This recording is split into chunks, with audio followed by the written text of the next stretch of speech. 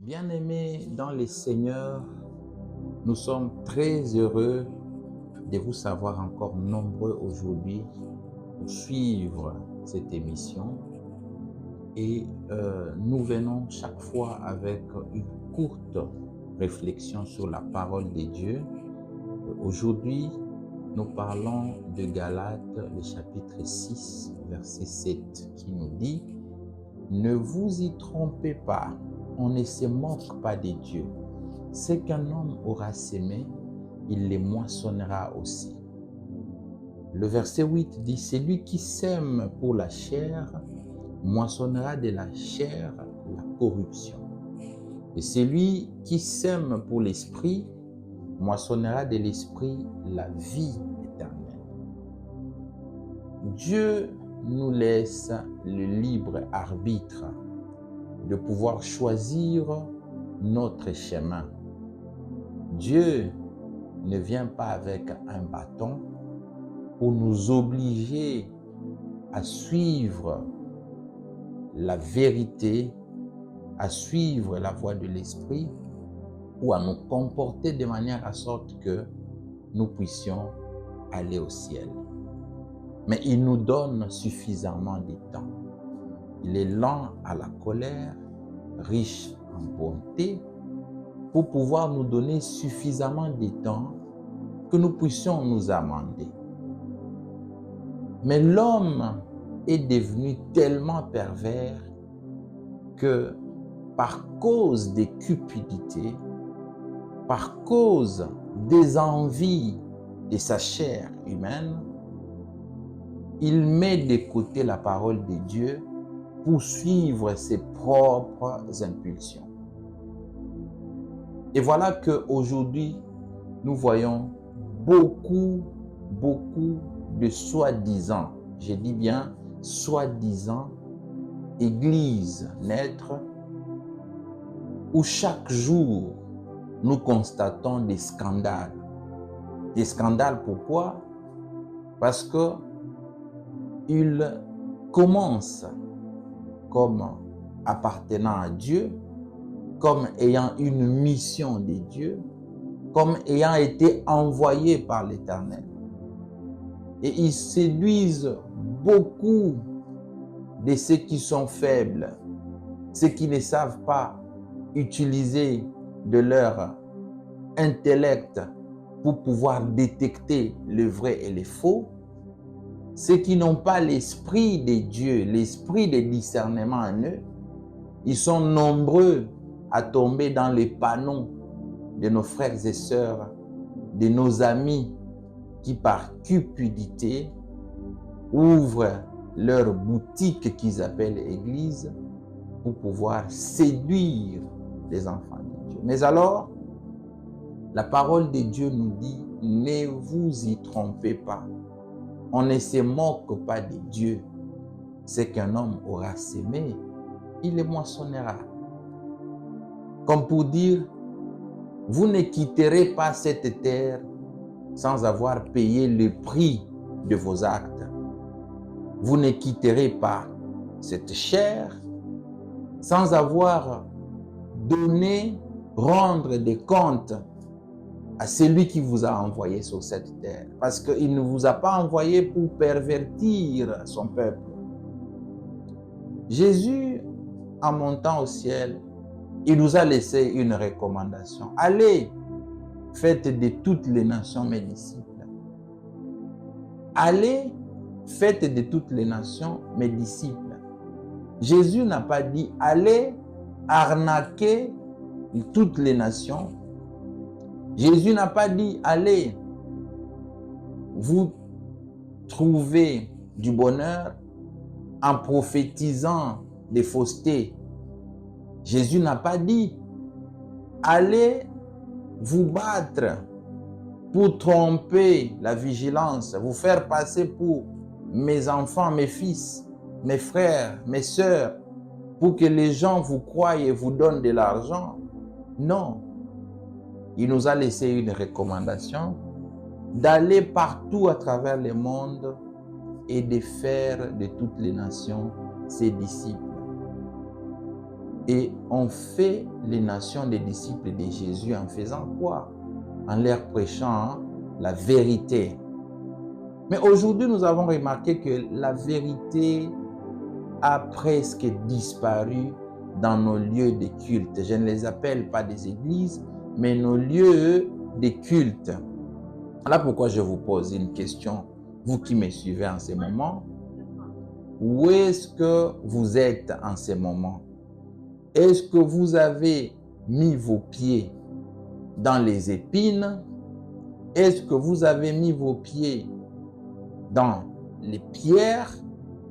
Est-ce que vous avez foulé vos pieds sur la terre fertile?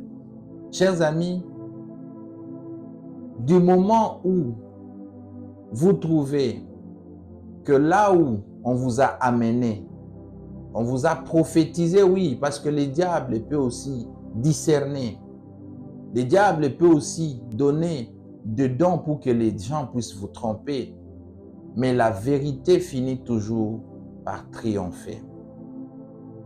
Si vous lisez dans Actes des Apôtres, le chapitre 5, vous commencez un peu plus tôt en arrivant vers le verset 38, la parole de Dieu dit: « Et maintenant je vous le dis, ne vous occupez plus de ces hommes-là. » C'est Gamaliel, un pharisien, qui était un docteur de la loi, qui parle dans les Sanhédrins pour faire comprendre à ceux qui voulaient du mal aux apôtres de réfléchir par deux fois avant de faire ce qu'ils voulaient faire, parce qu'ils voulaient mettre à mort les apôtres qui enseignaient la parole de Dieu au nom de Jésus-Christ de Nazareth. Il dit: « Et maintenant je vous l'ai dit, ne vous occupez plus de ces hommes et laissez-les aller. Si cette entreprise ou cette œuvre vient des hommes, eh bien, elle se détruira. Mais si elle vient de Dieu, vous ne pourrez pas les détruire, ou vous ne pourrez pas la détruire. Ne courez pas le risque d'avoir combattu contre Dieu. » Aujourd'hui, j'ai peur. Pourquoi j'ai peur? Parce qu'à chaque coin de nos avenues, vous allez trouver une bâche, un nom. Vous allez trouver une citation, une écriture. Les dieux des femmes, les dieux de ceci, les dieux qui fait ceci ou cela. Viens et vois. Nous faisons ceci. Mais est-ce que vous êtes sûr qu'en entrant sur cette porte-là, qu'en traversant cette porte-là, vous allez vers les saluts de votre âme ou vous allez vers votre perte totale? Bien-aimés, je vous dis, c'est vraiment malheureux que vous vous retrouviez dans un endroit où vous ne pratiquez pas la vraie parole de Dieu, où on ne vous prêche pas la vraie parole de Dieu. Parce que la plupart de ceux qui ouvrent leur boutique aujourd'hui, c'est pour assouvir leur soif. C'est par leur cupidité. Ce sont des stratégies du diable pour amener plusieurs dans la perdition. Eh bien, on va vous prêcher le long de la journée la bénédiction. On va vous prophétiser des choses qui ne se réaliseront jamais. Et même quand ça se réalise toujours en mal. Mais parce qu'aujourd'hui, nous avons quelle qualité aussi de croyants? Ces croyants qui veulent qu'on leur dise tout. Ils ne discernent même pas que même les esprits peuvent leur raconter n'importe quoi. Les esprits impurs. Les esprits impurs, malheureusement.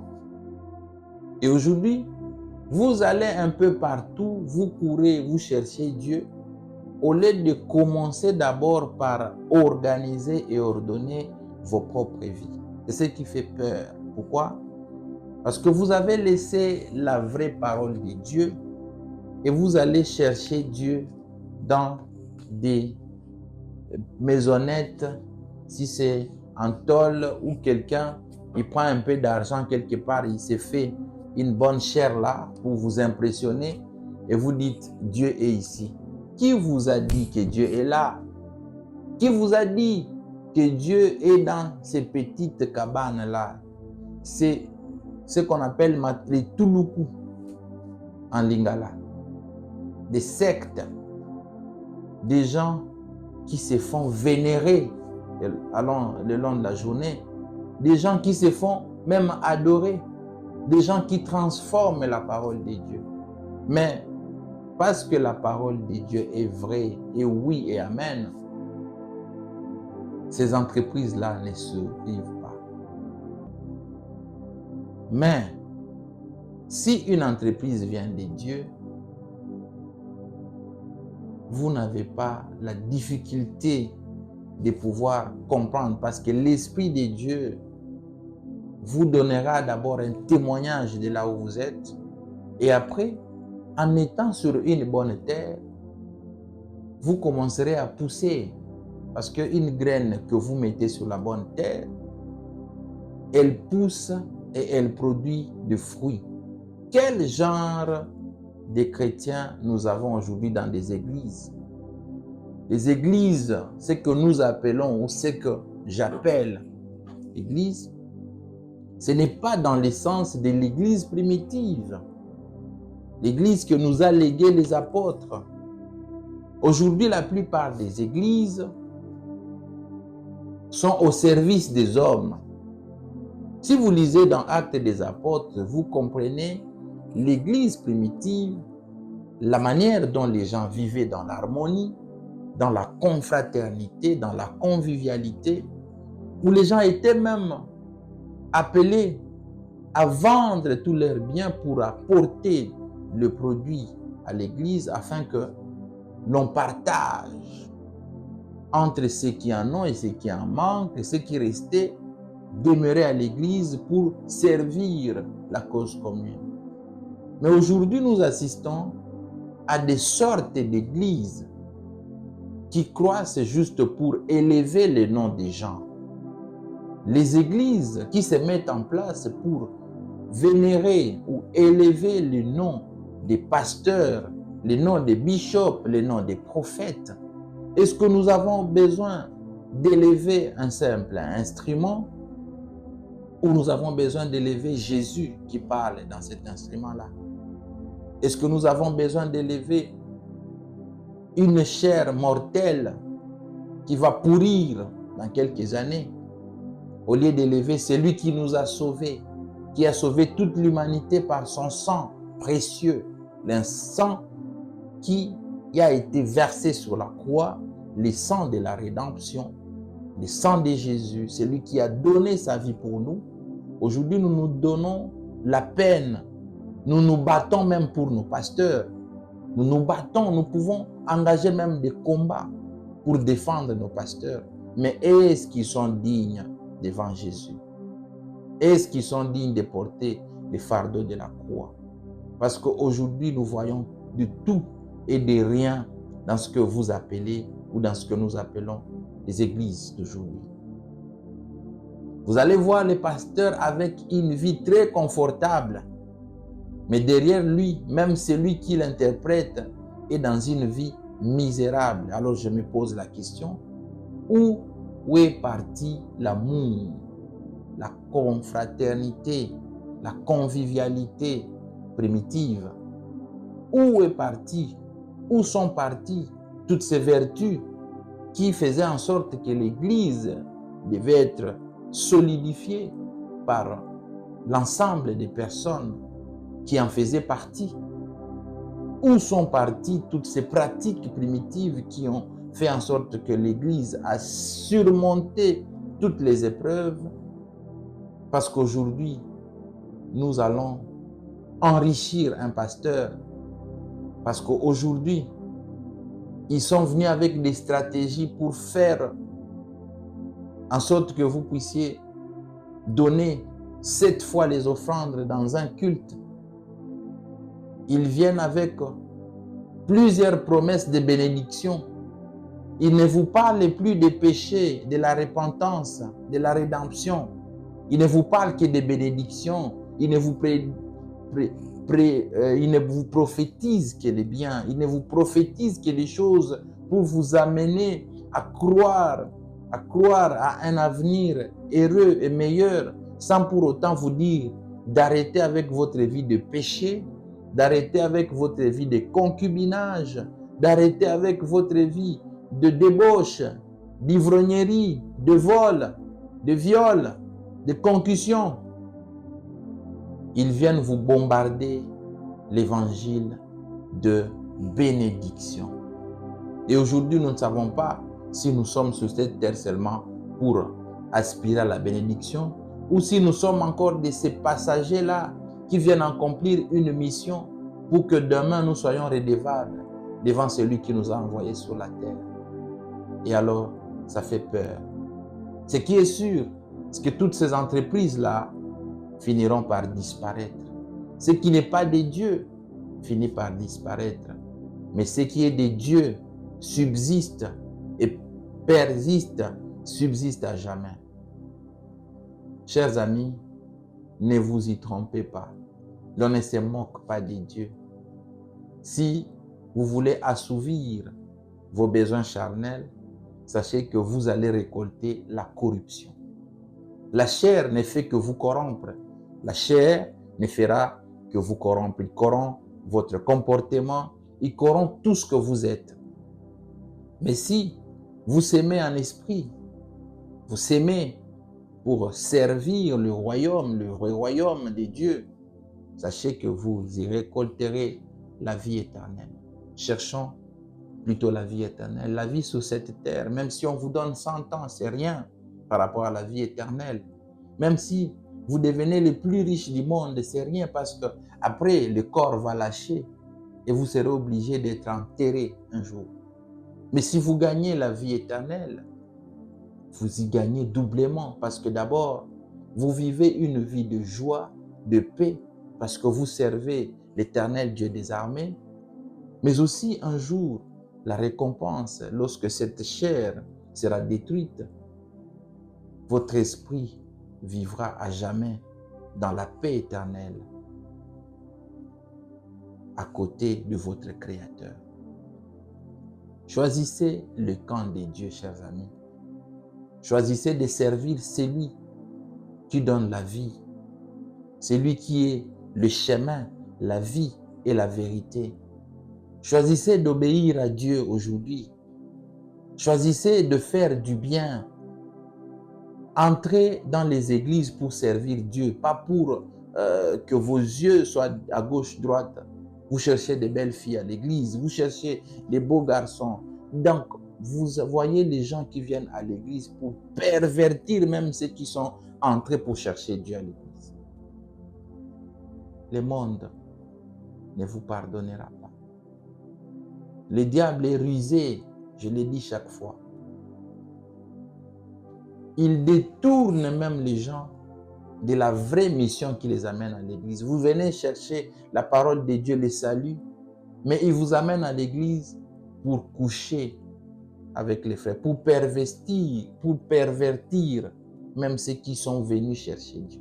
Vous savez quel genre de conséquences auxquelles vous vous exposez en acceptant ces pratiques-là? Vous êtes un envoyé du diable. Vous devenez un instrument du diable pour détruire les peuples de Dieu, pour détruire l'harmonie des enfants de Dieu. Et alors, sachez que vous allez récolter la corruption. La corruption veut dire que vous allez récolter ce que vous aurez sémé, parce qu'on ne se moque pas de Dieu. Parce que aucun péché ne reste impuni.